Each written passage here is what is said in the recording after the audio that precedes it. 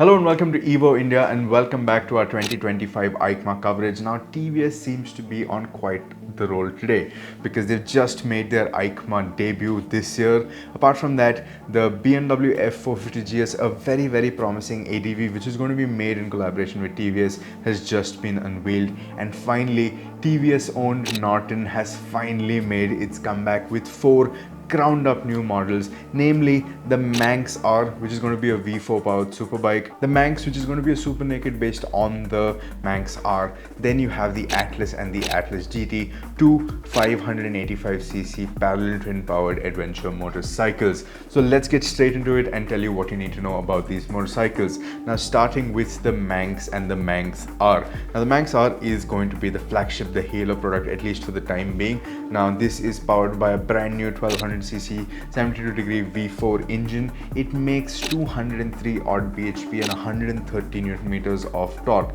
Now Norton tells us that this motorcycle has been designed to be used on a daily basis, similar to that like the BMW S1000RR off the crop of super bikes. That is amongst the most easy to live with motorcycles. It's still a 200 bhp missile, but Norton tells us that they've tried to make it as easy to live with by making the riding position such that it is not compromising at a racetrack by any means, but it also alleviates a lot of pressure off your wrists. Is that the case? We'll have to ride it to find out. Now styling, this is very interesting. If you look at all new superbikes out there, they have a bunch of aero. Some of it looks good, some of it not so much.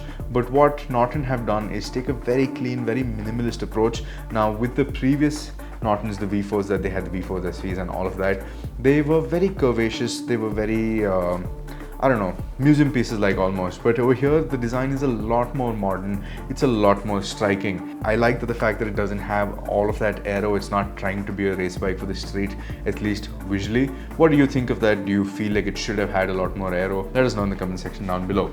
Now in terms of tires, like I said, now you have the carbon fiber BST wheels. You also get a 120/70 section front tire and a 255 section rear tire. Now in terms of tires, you get the Pirelli Diablo Supercorsa V4 SP tires. My god, those tires are quite the mouthful in terms of the name that they have, but they should be very good tires. Single-sided swing arm. You have Marzocchi controlled semi-active, fully adjustable suspension front and rear. You get Brembo's high pure braking calipers. These are the top spec road braking calipers that you can get. 330mm discs at the front.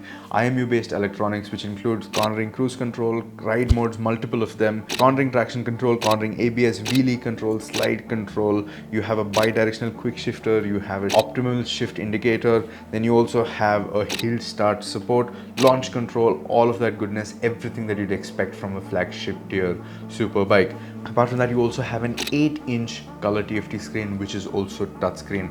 Very interesting.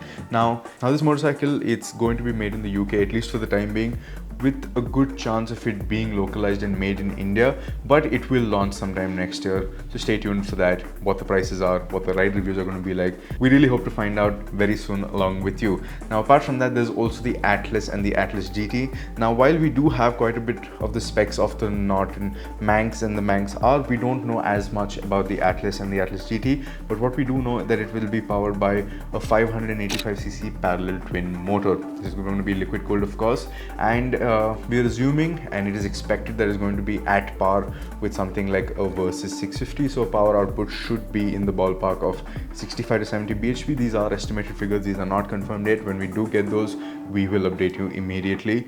Apart from that, Norton also claims that this is going to have the best spread of torque and power in the segment. Again, what that is, we will find out when we find out. It will have a 19-inch front and a 17-inch rear wheel. Now the Atlas is the one with the cross spoke wheels. The GT, as the name suggests, will have the road focused alloy wheels. We expect 180mm of ground clearance thereabouts on the Atlas. The GT, being that it is road focused, might be a little lesser, maybe not, we're not really sure. Wet weight should be between 200 and 210 kilos, if that will be ideal, and this is likely to be made completely in India and then exported to the rest of the world. All these four motorcycles should be available in India, Europe and America sometime next year, so we really can't wait to get our hands on that. What do you think about Norton? What do you think about their comeback? What do you think about the 4 models that have been showcased? Let us know in the comment section down below. They also tell us that there are 2 new Scrambler models likely to be called the Nomad that will be unveiled sometime next year. So there's that to look forward to as well. So that's been it for the Norton coverage at EICMA. What do you think? Let us know in the comment section down below, and thank you for watching.